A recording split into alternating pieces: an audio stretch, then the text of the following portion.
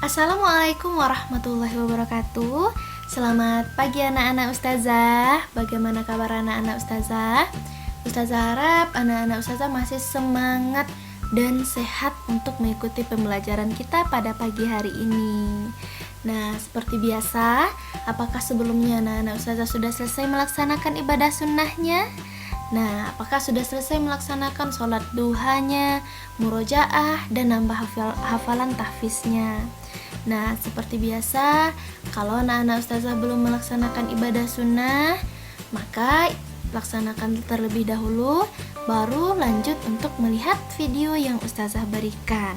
Nah, bagi anak-anak ustazah yang sudah selesai, ustazah kasih jempolnya, dan kita langsung masuk pada pembelajaran kita, yaitu pada tema 1, subtema 1, pembelajaran 3. Nah, sebelum kita masuk pelajaran, kita berdoa terlebih dahulu. Angkat tangannya, tengadahkan kepalanya, ucap ta'awuz basmalah. A'udzubillahi minasyaitonirrajim. Bismillahirrahmanirrahim. Rabbi zidni ilma warzuqni fahma. Ya Allah, tambahkanlah untukku ilmu dan berikanlah kefahaman yang baik. Amin amin ya robbal alamin. Nah, anak-anak ustazah, langsung saja kita masuk pada pembelajaran kita. Nah, anak-anak ustazah, kemarin kita sudah membahas tentang alat musik tradisional, pakaian tradisional. Sekarang kita akan membahas tentang permainan tradisional. Nah, permainan tradisional apa yang ada di daerah anak-anak ustazah? Lalu bagaimana cara memainkannya? Nah, hari ini anak-anak ustazah akan mengenal beberapa permainan tradisional. Nah, permainan tradisional itu adalah permainan yang ada di daerah-daerah tertentu yang menjadi ciri khas dari daerah tersebut. Namanya adalah permainan tradisional. Nah, sekarang ayo kita bahas. Yang pertama ada permainannya adalah benteng-bentengan. Ustazah rasa anak-anak ustazah sudah pernah memainkan ini, bermain benteng-bentengan ini. Nah, benteng-bentengan atau rebonan itu adalah permainan yang dimainkan oleh dua kelompok penawan dan tertawan. Jadi di sini ada dua kelompok. Kelompoknya nanti ada penawan dan tertawan.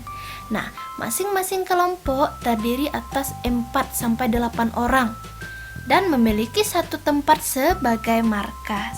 Nah, markas atau benteng bisa berupa sebuah tiang seperti ini ya, pohon ataupun pilar. Nah, jadi ini akan menjadi markasnya nanti. Jadi mereka akan berebut untuk mengambil markas dari lawannya. Nah, jadi setiap kelompok harus menjaga markasnya, jangan sampai ditinggal markasnya.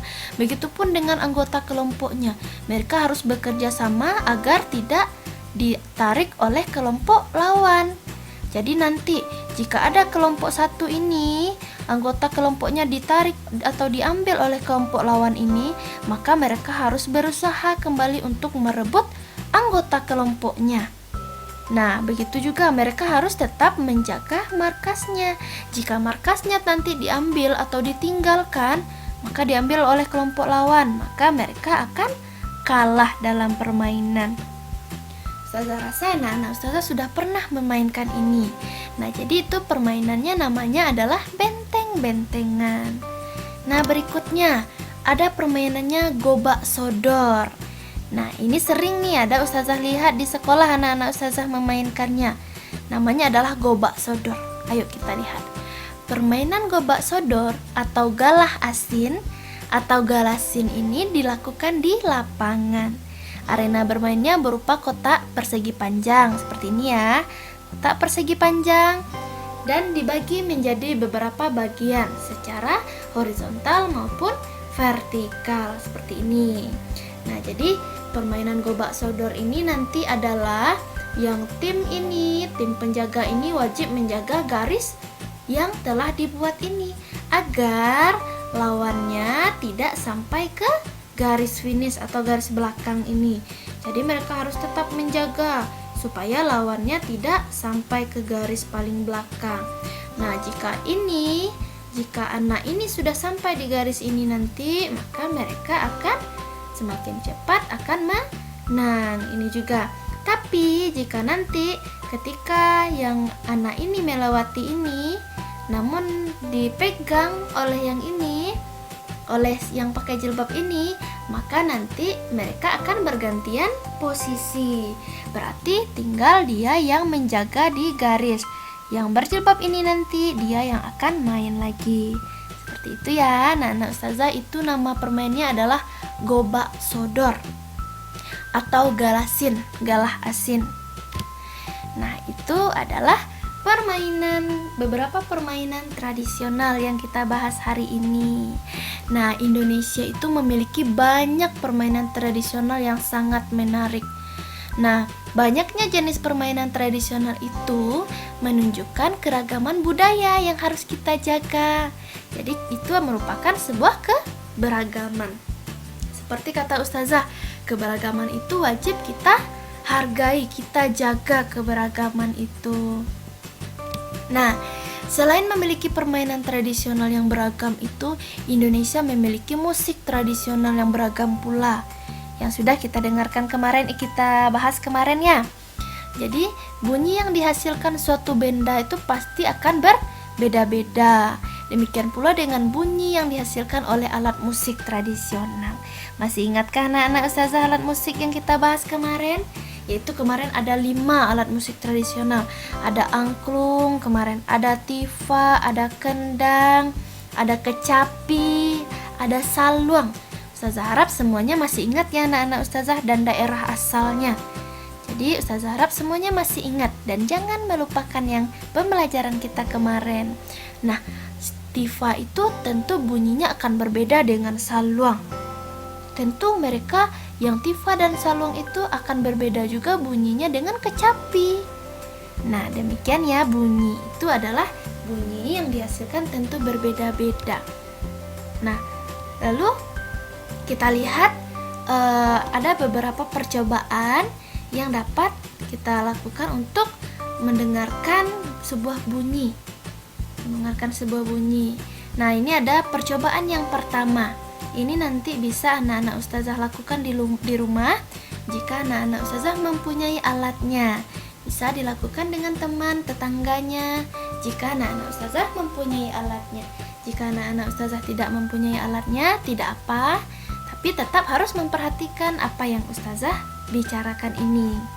Nah, yang pertama ini adalah percobaan pertama. Tujuan kita adalah mengidentifikasi sifat bunyi yang merambat melalui udara. Nah, alat dan bahannya apa, Zah? Ini, alat dan bahannya adalah selang plastik. Panjangnya kira-kira 2 meter atau lebih. Tahu ya anak-anak Ustazah ya, selang plastik ya. Nah, cara kerjanya adalah yang pertama, pegang salah satu ujung selang dan minta temanmu memegang ujung lainnya. Ini ya, pegang satu di sini, minta lagi satu kawannya pegang di sini. Nah, dekatkan ujung selang ke telinga. Ini ya, ujung selang ini didekatkan ke telinga si A. Nah, lalu minta temanmu berbicara, lalu si B berbicara kepada si A.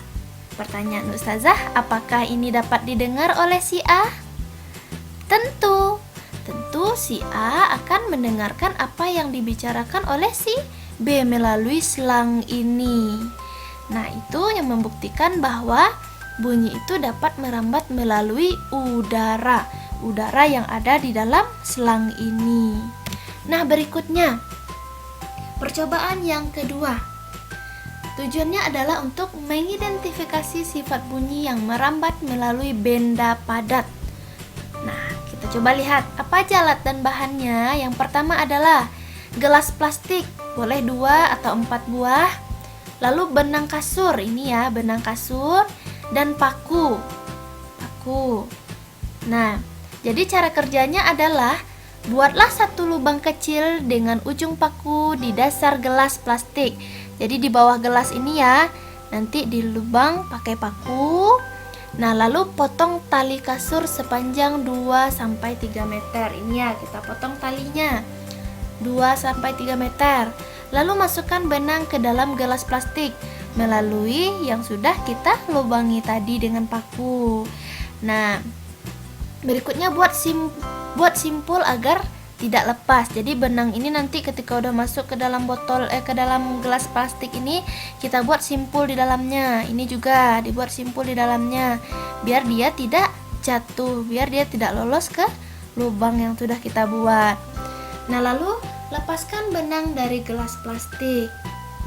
Lalu ya setelah kita masukkan benang ini, coba kita berbicara melalui telepon gelas plastik ini kepada teman kita, apakah terdengar atau tidak.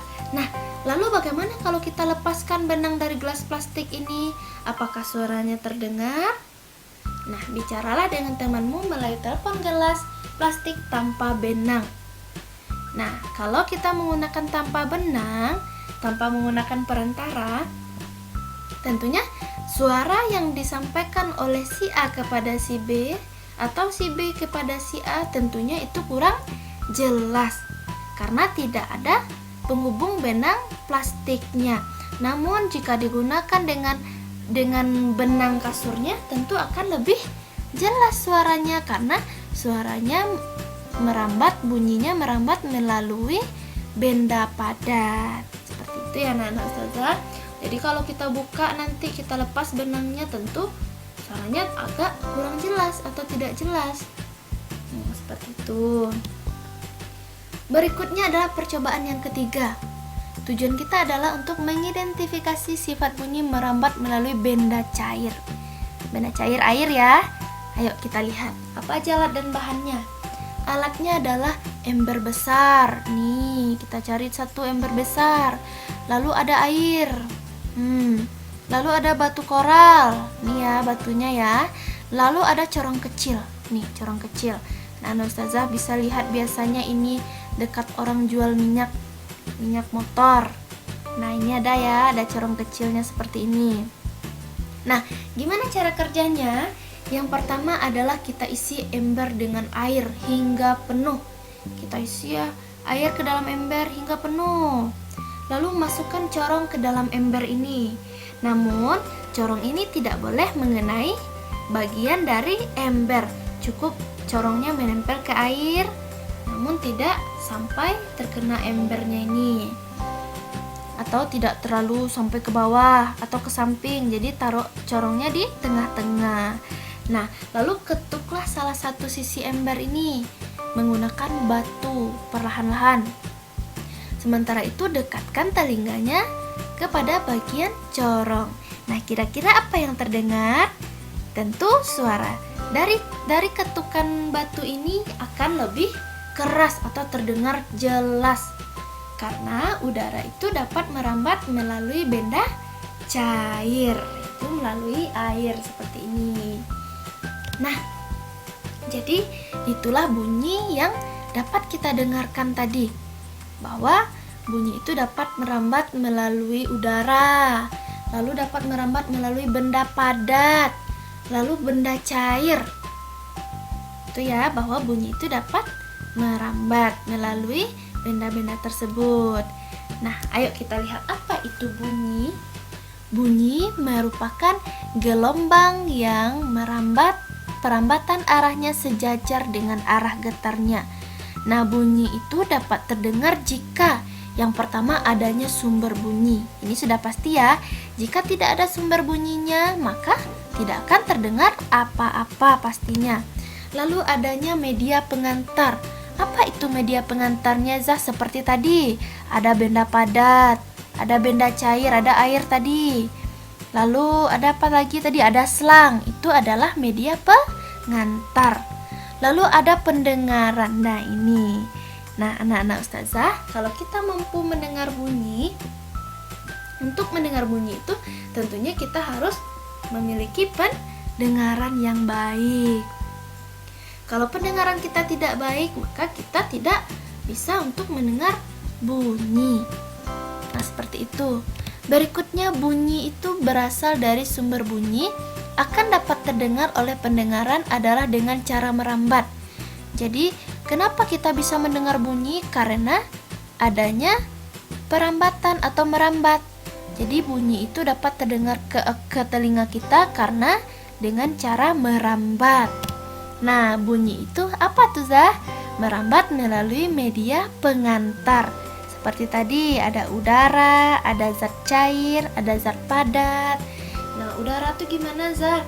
Seperti yang Ustazah berbicara sekarang. Berarti udara itu seperti tadi ada selang. Itu mereka berarti merambatnya melalui udara. Lalu ada zat cair. Zat cair berarti tadi ya yang air di dalam ember. Berarti mereka bisa merambat udara. Bunyi bisa merambat melalui zat cair. Lalu benda padat yang pakai benang tadi, pakai gelas plastik. Nah, itu berarti bunyi itu merambat melalui benda padat. Bunyi itu dapat dihantarkan melalui udara, zat cair, dan benda padat. Nah, sementara itu bunyi tidak dapat merambat tanpa adanya media atau perantara. Seperti itu ya. Nah, seperti kita bicara misalnya di kelas, berarti itu karena apa? Karena bunyi merambat melalui udara. Seperti itu. Berikutnya, bunyi yang merambat melalui benda padat dan cair akan lebih jelas terdengar daripada udara. Jadi, bunyi yang merambat melalui zat cair ini, benda cair ini, dan benda padat ini akan lebih jelas terdengar daripada udara lagi. Nah, itu yang dapat kita pelajari pada hari ini. Nah, anak-anak Ustazah, sekarang mari kita simpulkan pembelajaran kita pada pagi hari ini. Yang pertama tadi adalah permainan tradisional. Yang sudah kita bahas tadi ada namanya benteng-bentengan dan gobak sodor. Ustazah harap anak-anak Ustazah paham cara memainkannya, dan mungkin ada yang sudah mencoba memainkannya di sekolah. Jadi itu tadi ya, ada 2 permainan tradisional yang baru kita pelajari. Tadi ada benteng-bentengan dan gobak sodor.